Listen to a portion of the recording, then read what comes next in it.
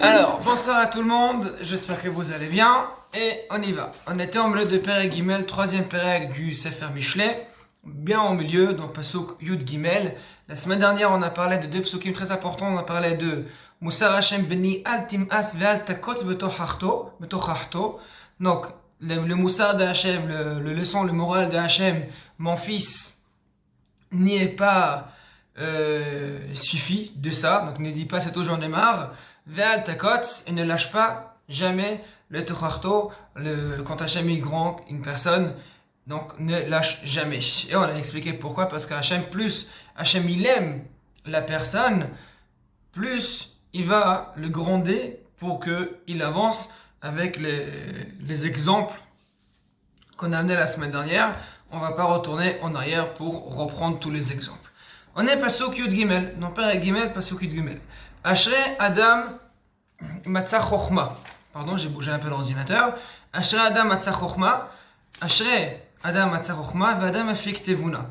Donc Ashrei c'est Meusha, ça veut dire joyeux la personne qui a trouvé la Chochma. On verra tout de suite qu'est-ce que c'est la Chochma. Vadam est l'homme qui a Fik Tevuna. J'ai une question, je t'écoute, Anne.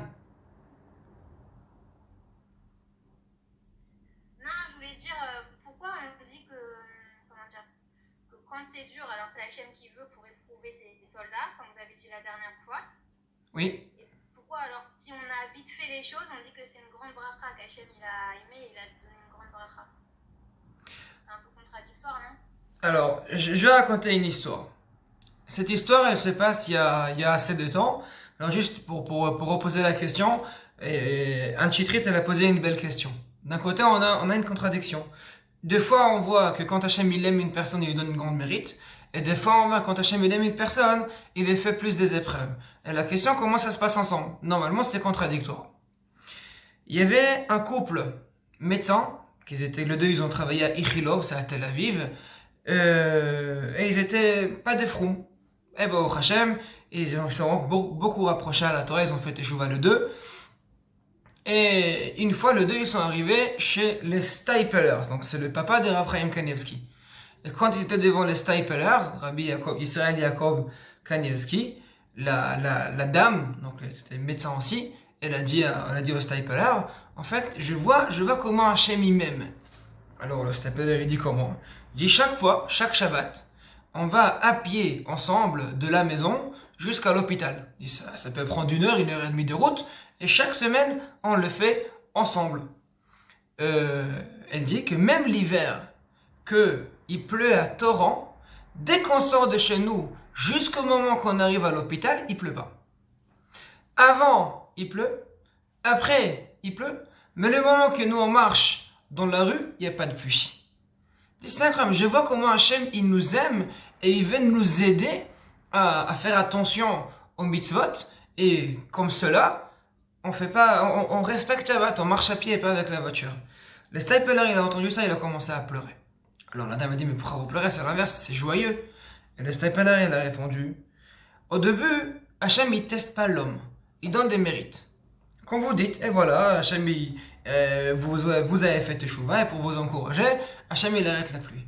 Mais du moment qu'Hachem, il va exprès mettre la pluie, le temps que vous sortez de la maison, et quand vous allez arriver à l'hôpital, la pluie va s'arrêter, c'est là qu'Hachem, il vous aime vraiment. C'est là qu'Hachem, il montre, j'ai confiance à vous, et je sais que vous allez réussir, malgré les épreuves que je vous mets. Donc je reprends la question, et la réponse est de la même manière. Chaque personne qui fait une mitzvah, il a une grande mérite. Ce mérite-là, il peut se partager en plusieurs parties. Il peut être ici dans ce monde, et il peut être dans le monde futur. Il peut être ici, sans ce que de l'argent, sans ce que de réussite, sans ce que la brioute, etc. Et il peut être dans le monde futur, bien complet, bien prêt pour la personne. Plus Hachem, il a confiance sur l'homme qui a fait cette mitzvah, plus Hachem, il va conserver ces mitzvot pour le monde futur, et il va les tester encore plus dans ce monde pour que l'homme grandisse encore plus. Ça ne contredit pas forcément les sachars qu'il peut en avoir de ce monde. Mais surtout le sachar, le vrai mérite, Hachem il va les garder dans le monde futur. C'est-à-dire, c'est sûr que les mitzvot, ils ont beaucoup de mérite. Il y a des mitzvot que dans ce monde-là, il y a des mérites. La grande question d'Elisha ben Avuya, la Gemara nous raconte, il y avait un grand rave qui s'appelait Elisha ben Avuya, il s'appelle dans la Gemara Acher, comme ça, c'est ça son nom. En fait, pourquoi il est sorti? Il était un grand Talmid Chacham, et lui il a déraillé. Pourquoi il a déraillé? La Gemara elle dit qu'une fois, il a vu un papa avec son fils marche dans la rue, eux ils ont vu un nid d'oiseaux, le papa il dit à son fils, grimpe sur l'arbre, et fait la mitzvah de Shiloh Haken. Donc, deux mitzvot, Kibud Avahem et Shiloh Haken, et sur le deux, c'est écrit dans la Torah, Leman Irbu Yamecha. Donc, Hachem, il va allonger la vie. L'enfant a grimpé sur l'arbre, en est arrivant là-haut, il a fait la mitzvah de Shiloh Haken, et là, il a perdu pied, il est tombé, et il est mort. Et les Shabbat Navouya, il dit ça, il demande une question, il dit, c'est pas possible. Hachem, il a dit, c'est lui qui écoute son papa, il a Arichut Yamim. Et c'est lui qui fait Shiloh Haken, il a Arichut Yamim. Et là, l'enfant, il a fait le 2, et il est mort. C'est pas possible, donc il est sorti. Et la Gemara, elle demande, mais c'est une belle question, cette question.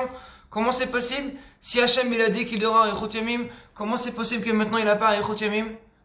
Et la Gemara, elle répond, Arichut Yamim où? Dans ce monde, ou de le monde futur? On ne sait pas forcément. C'est dans la même manière on répond. Quand Hachem il voit un homme qui est constant, qui est fixe, qui est dur, qui est bien, qui peut rester malgré toutes les épreuves qu'il y aura, Hachem il lui donnera encore plus des épreuves. Pourquoi? Parce qu'il peut. Et s'il peut, il va juste grandir avec ces épreuves. Que par contre, si c'est un homme qui est pas assez dur, qui est pas assez mature, qui a pas assez de possibilités de se garder, de se mettre contre ces sortes d'épreuves, là, à ce moment-là, Hachem ne va pas lui mettre plus d'épreuves. Tout dépend de la personne. Plus la personne est dure et fixe et constant, plus la personne va réussir. Mais moins il est constant, moins il aura des épreuves. Plus il a de la force, plus il aura des épreuves. Donc, d'un côté, on peut dire, dans ce cas-là, ça vaut la peine de ne pas avoir de force, hein, si on n'a pas envie d'avoir des épreuves. Mais la question, c'est pourquoi on est là. Si on est là pour la vie confort, c'est une chose. Mais comme on est là pour se rapprocher plus vers Akadosh Baruch Hu, et être plus dans le service de Dieu, et être les notes misiv shrinato, profiter de la shrina, dans cette présence divine, dans ce monde, donc il faut être beaucoup plus proche à Hachem. Et comment on peut être proche à Hachem? Seulement si on a des épreuves. Parce que dans les épreuves, c'est là qu'on peut se sentir lié avec Hachem. Je ne sais pas que j'ai répondu à la question. Parce que, dans la vérité, cette question, c'est une question qu'on pourra élargir un shiur seul sur cela. Pour comprendre la manière, on peut rentrer encore plus à l'intérieur, dans l'histoire de Tzadik Veral et Rachavetov, qu'on a parlé déjà plusieurs fois dans le shiurim. On peut rentrer beaucoup des domaines à l'intérieur pour comprendre c'est quoi le niveau exactement que Hachem il se comporte avec l'homme et comment Hachem il le fait. On peut rentrer dans beaucoup de détails à l'intérieur. Donc j'espère que j'ai répondu. En tout cas, je pense que dans les paramètres de ce shiur, on va s'arrêter ici. Alors, on a dit Asher Adam, je reviens sur le pasuk Yud Gimel. Asher Adam matza chokhma ve Adam yafik tevuna. Je vais lire direct le Gaon Mivilna et après je vais essayer de revenir sur le mot du pasuk. Asher Adam matza chokhma. Ki chokhma me'ayin timatze. La chokhma, il dit Yov, me'ayin timatze, c'est-à-dire de'ainu. Shishma merabo, o imtsa katov basefer. Lechen ketivo le shon metzia.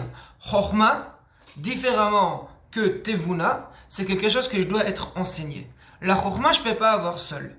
La chokhma, il faut qu'une personne y vient, il me transmet. Je peux avoir un rave qui me transmet, je peux lire et étudier dans des livres, la chokhma, dans la Gemara, etc. Ça, c'est la chokhma. Je ne peux pas avoir la chokhma seul. C'est pour ça que c'est écrit métier, c'est un trouvaille. Il faut trouver la chokhma. Trouver chez mon maître, trouver dans un livre, mais il faut trouver. Seul, je ne pourrais pas l'avoir, ce chokhma. Par contre, Vadam efik tevuna. Misé shavin chokhma al bouyo, yitgale retzon la chokhma. Dès que l'homme, il va comprendre cet enseignement qu'il a reçu jusqu'au bout, à ce moment-là, il pourra avancer avec. C'est quoi avancer avec? Il pourra comprendre la manière, qu'est-ce qu'elle veut dire cette chokhma? Pourquoi ça marche dans cette manière? Et du moment qu'il comprend comment ça marche dans cette manière, il peut avoir aussi des conséquences. Veut dire si A c'est A et B c'est B, forcément A et B ensemble, ça va me sortir une autre chose, parce que c'est un calcul. Donc si je comprends la chokhma approfondie jusqu'au bout de l'intellect qu'il y a dans la Chorma, de l'intelligence qu'il y a dans la Chorma, je pourrais arriver très très loin dans cette compréhension de la Chorma. Tout dépend comment j'arrive et comment j'avance dans la Chorma. J'avance encore un petit peu. Kitom Sachra Mischar Kesef. Alors, la vidéo s'est arrêtée au milieu, je ne sais pas pourquoi, donc je remis, je suis désolé. Je continue les prochains pasuk. Kitom Sachra Mischar Kesef ou Mecharutz Tevuata. Donc, parce que le travail de la Torah, il est encore bien meilleur, le travail. Alors là, c'est pas forcément la Torah, on en parle de la Chochma et de la Tvuna, qui veut dire la Torah, parce que la Torah, elle s'appelle la Chochma. Donc, Kitov Sachra, vaut mieux ce travail de la Torah, Misechar Kasef, que de travail d'avoir de l'argent, ou Mecharut Tevuata. Je vais faire encore une fois le Gaon, et après je reviens sur le mot du Pasuk. Kitom Sachra Mischar Kesef, qui Adam Osek Beiski Olam ou Bet Inyanim. Une personne qui travaille dans ce monde, dans les achats-ventes de ce monde, il y a deux parties dans ce travail. A, premièrement, Ouamavil Sechora Medina le Medina. Ve'ainu, l'arviach Mammon. Donc c'est comme les hommes d'affaires, les gens d'affaires, donc ils achètent ici et ils vont là-bas. Voilà, je sais qu'en France, il manque des glaces par exemple, donc j'y vais en Italie, j'achète des glaces, je viens avec ces glaces en France, je vends les glaces en France et voilà, j'ai gagné de l'argent parce que j'ai vendu des glaces en France. Et l'inverse, dans cette manière. Ve'abet, deuxième manière de faire ce travail, ou Oved Adama, Vezorea. Donc c'est une personne qui travaille, qui fait le travail de la terre, Vezorea, donc il plante, Veka Tachlit. Et le principal de tout ce domaine, a fait le chez la socher ganken, même pour l'homme d'affaires, l'iknot atvoa, liot lo neechol. Finalement, même cet homme d'affaires qui fait des achats ici, des achats là-bas et des ventes ici, pourquoi il le fait? Parce qu'il a envie de pouvoir acheter de la nourriture pour avoir tout ce qu'il a besoin à la maison. Donc finalement, tout le travail que la personne fait, ce n'est pas pour rien. C'est pour pouvoir être nourri.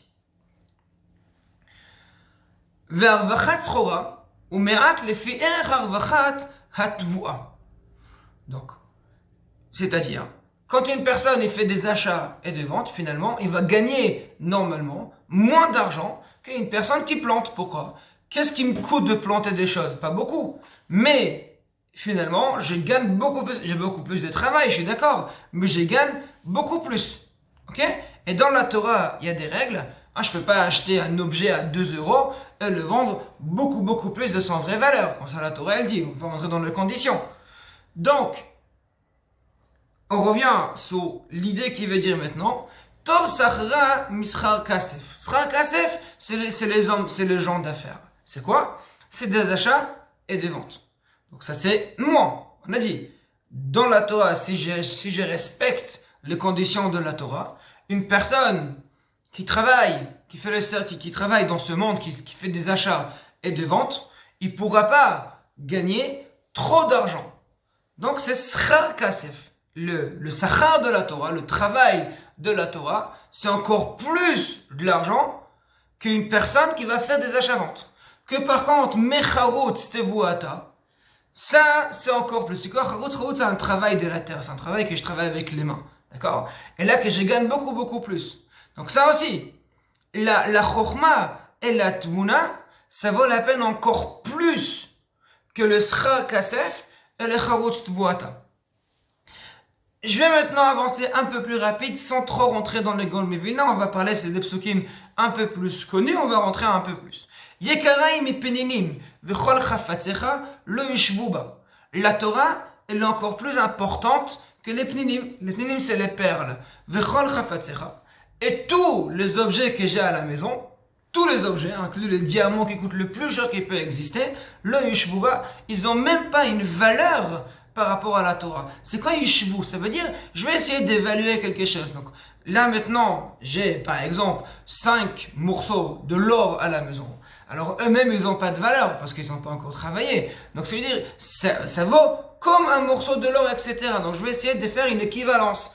Et je vais évaluer par rapport à quelque chose. Que par contre, si maintenant je vais évaluer par rapport à la Torah, c'est pas possible. Je veux dire quoi? C'est comme un mot de Torah. Mais non, c'est beaucoup plus. Un mot de Torah, on peut même pas s'imaginer la valeur que la Torah elle peut en avoir. D'ailleurs, le Chafetz Chaim il a dit qu'il n'arrive pas à comprendre les gens qui font des Bitul Torah. Et il me dit, il a fait une calcul une fois, dans une minute, il y a il y a 60 secondes. Dès qu'il a calculé une fois, et on peut dire environ 200 mots en une minute. Ça fait environ 3 mots en une seconde. Bah, normalement, quand on parle, pas trop, si c'est rapide, c'est plus rapide. Mais si on parle normalement, pas trop doucement, pas trop vite, une seconde, ça nous prend pour à peu près 3-4 mots environ. Donc il dit Chafetz Chaim, 200 mots.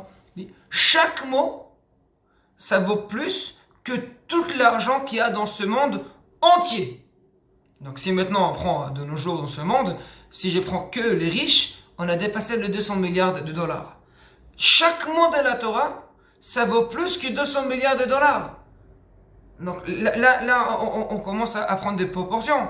On raconte une fois qu'il y avait il y avait une période, dans la période, si je ne me trompe pas, de Briskerov, mais je ne suis pas sûr de moi, il y avait une période que les yeshivot, ils étaient en galère. Il n'y avait pas d'argent, il y avait un grand problème d'argent dans les yeshivot. Vraiment un grand problème d'argent dans les yeshivot. Il y avait un Bachur yeshiva qui est parti chez son rosh yeshiva, si je ne me trompe pas, le Briskerov, en disant qu'il est d'accord de donner 1 heure d'étude de son Torah pour que Hachem, il donne la bracha à tout l'olam yeshivot qui ne manquera pas d'argent. Jamais. Et le Briskerov, si je ne me trompe pas, Briskerov il a répondu 1 heure d'étude. Mais tu exagères. Même si tu vas donner 1 minute d'étude de la Torah, tous les yeshivot qui peuvent exister de aujourd'hui jusqu'au moment que le monde il va être détruit, tout l'argent qu'on va sortir dans ces yeshivot, que ça sera 10, 15 ou 1000 yeshivot, on va même pas arriver à la valeur d'un mot de Torah que tu vas dire. Donc tu veux donner 1 heure. Alors vous allez demander alors pourquoi il l'a pas fait? C'est exprès. Parce que si ça va être trop facile, la valeur elle va descendre. Donc plus c'est difficile, plus la valeur elle monte. Plus la valeur elle monte, plus on a de mérite. Donc c'est exprès que c'est comme ça. Une personne qui se sacrifie, qui l'accepte, malgré la difficulté qu'il peut en avoir, qui dit maintenant, moi je lâche tout, je vais étudier la Torah, avec tout c'est difficile, c'est pas facile, malgré ça il le fait, c'est une personne admirable.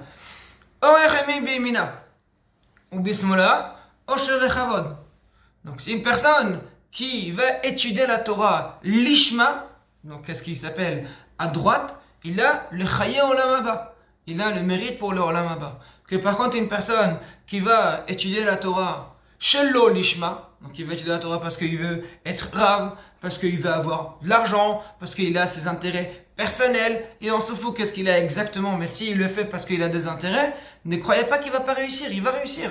Il aura Osher et Chavod, il aura l'argent et l'honneur. Ça c'est la force de la Torah. Normalement on dit toujours, si c'est l'ishma ça fonctionne, si c'est pas l'ishma ça fonctionne pas. Dans l'étude de la Torah c'est l'inverse.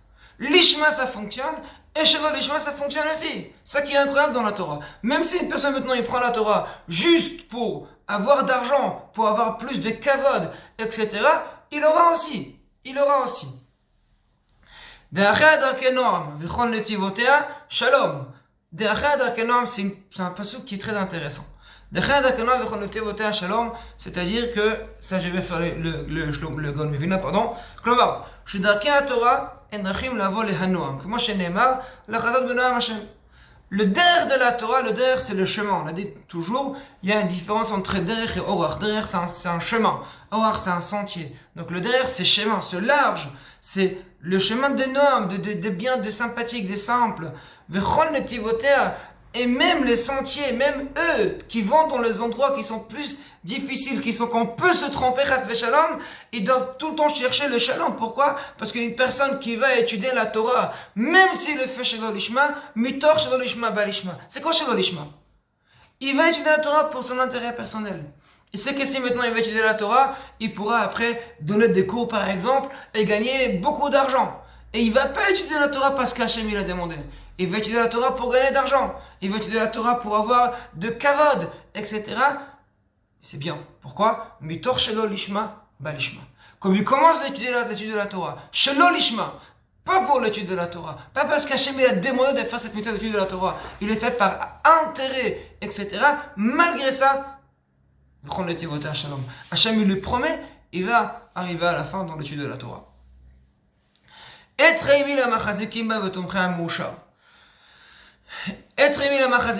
D'ici on apprend d'ailleurs qu'une personne qui participe dans l'étude de la Torah, c'est lui qui donne de l'argent aux yeshivot, aux kolélim, ou aux personnes qui étudient la Torah pour que les personnes peuvent mieux étudier la Torah, pour continuer à étudier et pas chas shalom arrêter parce qu'ils n'ont pas assez d'argent.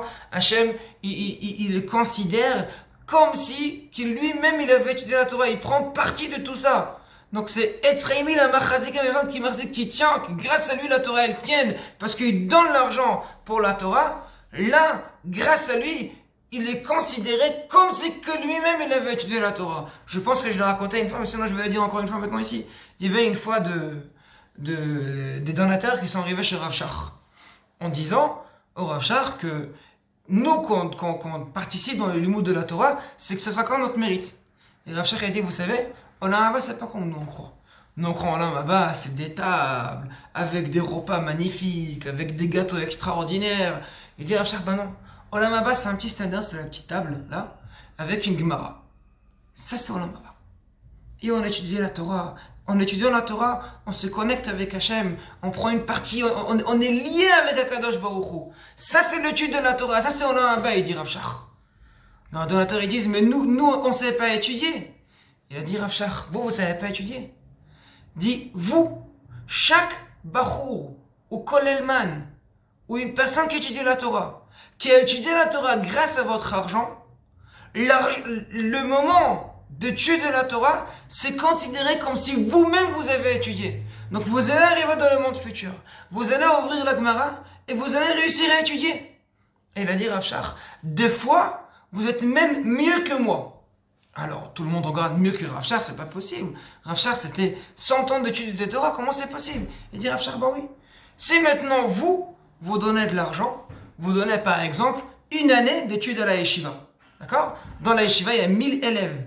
Ça fait 1000 ans d'études de la Torah grâce à vous. Donc quand vous allez arriver au monde futur, vous aurez une capacité de 1000 années d'études. C'est énorme! C'est énorme!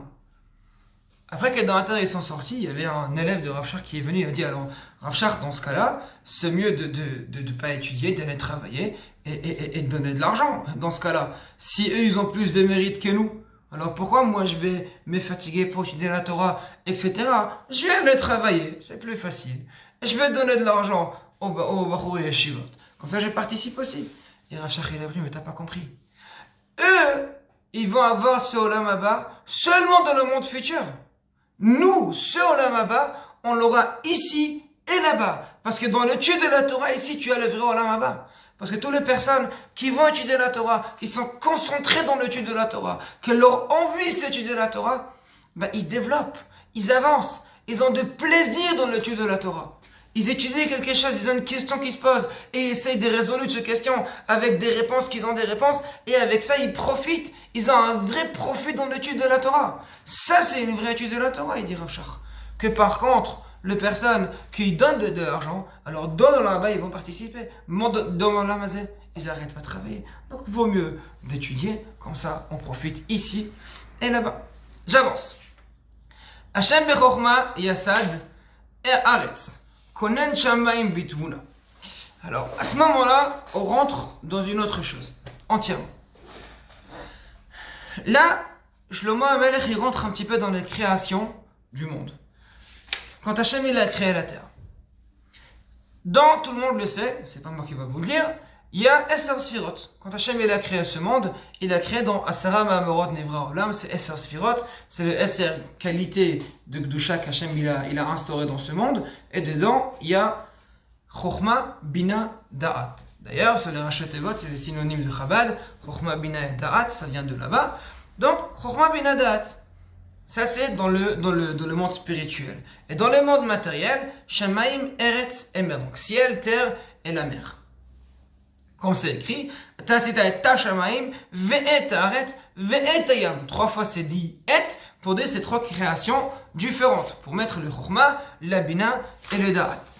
D'accord? Donc ça il dit maintenant si Shlomo HaMelech, Hashem bechokhma, premièrement, Yasad haaretz, konen shamaim bitvuna. Troisièmement, beda'ato temot nivka'u, ushrakim irafutal. D'accord? Donc, la création de la terre, c'est la chokhma. La création du shamayim, c'est la tevuna. Et la création de l'eau, tehomot, c'est l'eau de source, c'est da'at. Donc, c'est la 3e partie. Ushrakim irafutal. Béni. Alialouzo, je compte pas trop rentrer dans le psukim parce que c'est quelque chose qui est très complexe. Pourquoi? Parce que si maintenant je vais commencer à rentrer à l'intérieur, on va devoir essayer de comprendre pourquoi chaque chose est équivalent.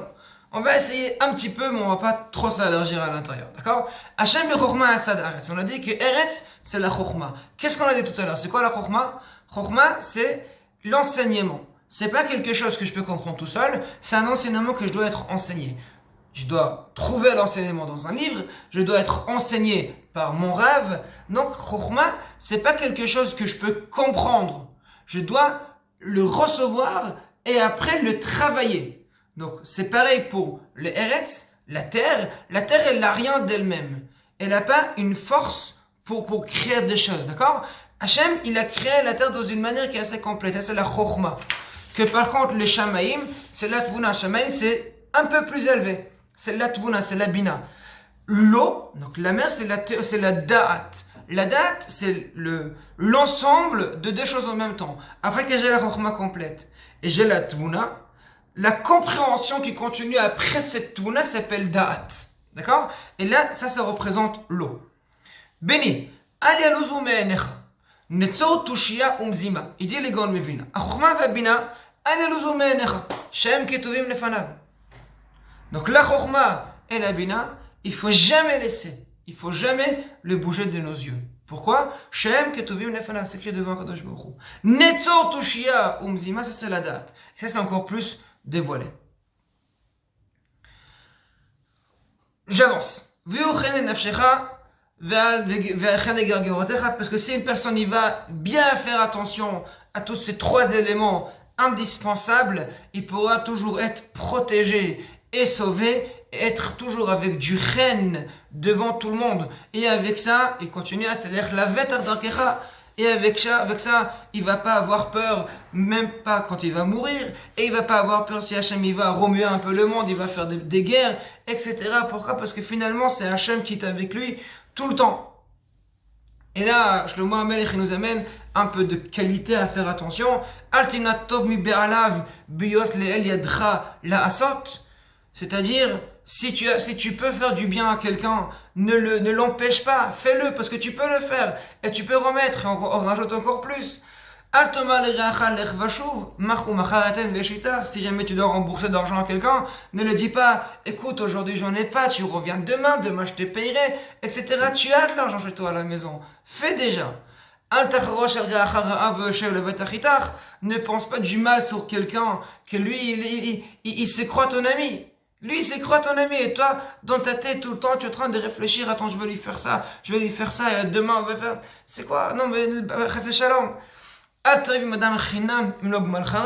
Ne commence pas à disputer avec une personne pour rien si t'as pas fait quelque chose contre toi. N'ayez pas jaloux sur 2 gens qui remplissent leur maison avec de l'argent et de leur bégazel parce qu'ils ont volé cet argent. Et même pas les bonnes manières, les bons comportements qu'il aura, n'ayez même pas envie parce que finalement, tout ce qui fait qu'il t'avat Hashem naloz, vetesharim sodo. Hashem il déteste les gens, les naloz. Naloz c'est une personne qui fait des choses zol, qui fait des choses pas bonnes. Par contre, les Tesharim, la droiture, c'est là qu'est ce secret d'Hachem, ils sont là-bas. Merat Hachem Nevet Racha, la Merat, c'est la klala, la malédiction d'Hachem, elle est dans la maison de Racha, ou Nevet Tzadikim, Yever, par contre, le Nevet, c'est la maison des Tzadikim. Même la maison des Tzadikim, que la maison, c'est de ce monde-là, Hachem, il va bénir. Et là, j'arrive dans un passage qui est très, très, très connu. Im la letzim, ou yalitz, vela anavim iten chen. Prochain pasuk, kavod chachamim yinchalou, ou ksilim merim kalon. Avant que j'ai traduit, on va aller direct dans Shlomo HaMelech. Ina letzim ou yalitz. Kiletz ou yipour shel anav. Anav, c'est une personne qui est humble. Il dit Gaon Mevilna, d'après Shlomo HaMelech, que le letz, donc letz, traduction littérale, c'est un clown, mais c'est des moqueurs. C'est exactement l'inverse de personnes humbles. Pourquoi? שהענב הוא מן הנעלבים ואין נולבין, שומין חרפתן ואינן משיבים ועונים. D'ailleurs, la Gemara, elle dit, une personne qui est נעלבים ואינם נולבין, il se vexe et il vexe pas les autres. שומין חרפתן, ils entendent leur malheur, ואינן משיבים ועונים, et ils ne répondent pas. עליהם הכתוב אומר, c'est sur eux que la Torah dit, ואוהביו כצאת השם יש בגבורתו. Et les gens aimés de Hachem, ils vont avoir de mérite comme le soleil qui sort avec sa puissance. Donc, une personne qui prend sur lui, qui entend des malheurs, qui entend les mauvaises paroles contre lui, et il se tait. Il ne réagit pas. Il ne répond pas. Ça, c'est des personnes c'est les chers de Hachem. Ils sont encore plus. Et ça, c'est les personnes humbles. Par contre, l'etz, le moqueur, c'est l'inverse. Shemecharef, ve'alitz kol adam. Celui qui se moque sur tout le monde. Et celui qui essaye de maudire chaque personne qui est autre lui. Ve'akadosh baruch hu et Hachem, iten oto lecherpa. Shelit zochrim mimenu. Donc c'est quoi une eletzim ve'alitz? Comme lui, c'est un moqueur, Hachem, il va mettre des moqueurs contre lui.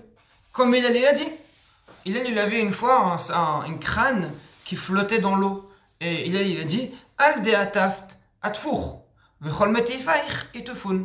Comme toi tu as décapité les gens, on t'a décapité.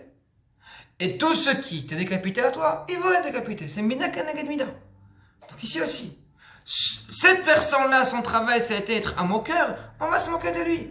Hachem, il va mettre des gens qui vont se moquer de lui. Par contre, vela anavim est une personne il entend son malheur et il ne réagit pas, il t'enchaîne. Donc, mida keneged mida, qu'est-ce qu'Hachem il fait? Hachem, il va lui donner du haine. Hachem, les gens, ils vont l'aimer. Pourquoi? Lui, il n'a pas fait contre les gens. Il ne s'est pas moqué des gens. Il n'a pas raconté les malédictions sur tout le monde. Donc, Hachem, il va lui donner à lui-même le haine. Que tout le monde va l'aimer, cette personne. Et le dernier passage. Kavod chachamim min chalou. L'oddaï la chachamim, shielem kavod. Pas seulement que les chachamim eux-mêmes, ils vont avoir l'honneur. Et là, chez manchilim, c'est le chant, c'est héritage. Ils vont hériter ce kavod même à ses enfants, comme on voit de nos jours aujourd'hui. Un grand rave qui était niftar, et maintenant ses enfants, on les appelle rabbanim, qui méritent ou méritent pas. Mais tous ses enfants, on appelle des rabbanim aussi. Ils ont cet honneur aussi. Uksilim, merim kalon, klomar. שהכבוד שנותן להם הקדוש ברוך הוא כדי להרים כלומן אחר כך. C'est-à-dire, Hachem il donne ses kavod aux ksilim, pourquoi? Tout simplement contre eux. Ça veut dire quoi contre eux? Une personne qui a le mérite d'avoir le kavod. Le kavod, il va l'agrandir. Il est lié avec la personne si on a envie. Que par contre, une personne qui ne mérite pas ce kavod réellement, quand tu l'as le kavod, c'est pour que après le faire baisser encore plus. Ça, c'est le kavod pour une personne qui n'a pas de mérite d'avoir ce kavod. D'accord? C'est ce qui est écrit ici. Une personne qui a le mérite d'avoir le kavod, il aura ce kavod jusqu'au bout. Mais une personne qui n'a pas le mérite d'avoir ce kavod, il ne pourra pas avoir ce kavod. D'accord? Ça, c'est le deuxième psukim du Perek. Imna letzim ou yalitz, vela anavim itenchen. Chaque chose dans ce monde, c'est mida keneged mida. Un comportement face à un comportement. Une qualité face à une qualité. Comme la personne se comporte, Hachem se comporte avec lui. C'est comme on a vu dans l'Égypte, on a parlé un petit peu la semaine dernière. Chacun, la manière comment il se comporte, on se comporte avec lui. Il se comporte bien dans une bonne manière, il aura la bonne manière. Il se comporte mal dans une mauvaise manière, il aura la mauvaise manière. Donc finalement, nous-mêmes, on décide comment on va être condamné. Nous, on décide est-ce qu'on va être condamné correctement, ou bien nous, on décide est-ce qu'on va être condamné malheureusement. C'est nous qu'on doit choisir. Et c'est notre devoir de le choisir correctement. On va s'arrêter ici. Merci beaucoup que vous étiez avec moi et bonne soirée.